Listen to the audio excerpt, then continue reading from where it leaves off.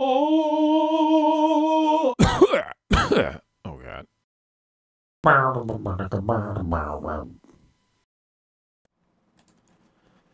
Hello, ladies and gentlemen. Gabester here.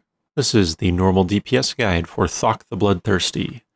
This guide should give DPS players a good sense of the mechanics of this fight, what they need to know to be successful. So let's get started.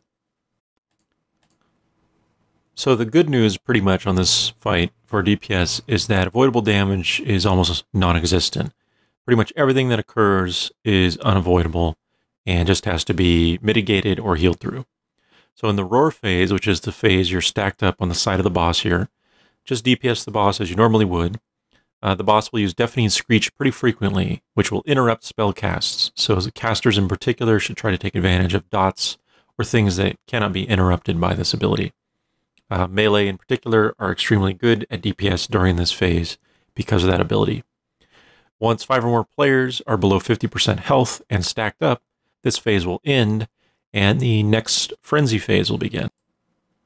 Now during the frenzy phase, the boss will fixate on a random raid member. This can be on anyone except tanks.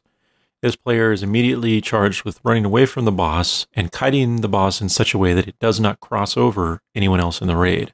So usually just away from the raid is your best bet. Now if anyone gets in front of the boss during this phase, they will be immediately killed. He'll just consume them right out. So, as I said, if you kite away from the raid, that's your best case, but the boss moves faster and faster during this phase. So you can only go in this phase for a limited length of time before he's too fast and players cannot outrun him. For that reason, your best bet is to decide ahead of time if you have any movement increase abilities in case you get fixated and plan to use them accordingly. So any talents or glyphs or whatever that will increase your movement capabilities are going to be useful.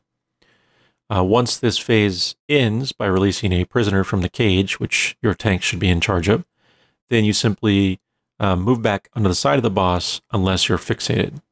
If you were the last fixate target before the transition, you should stay away from the boss a little bit until he's clearly on the tank, and that means it's safe to get back in melee range and stack up again.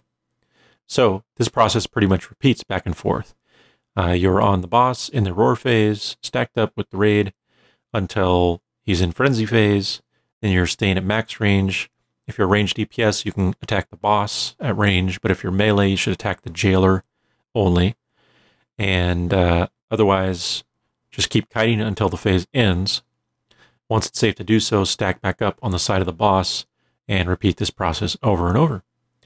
The only other way to avoid damage on this is during the prisoner release of the War Master, who's the guy to the south. When he comes out, players will drop clouds of fire underneath them in random locations. So because of this, you probably will not be able to stack up with your raid during this period. Instead, you stay loosely spread to the side of the boss, making sure not to stand in fire too much. And when it comes time, the raid will stack up to force the boss to transition by being below 50% health.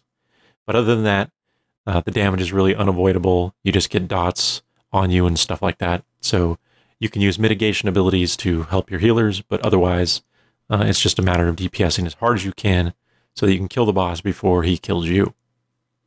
That is the normal DPS guide for Thok the Bloodthirsty. As always, good luck, and thanks for watching.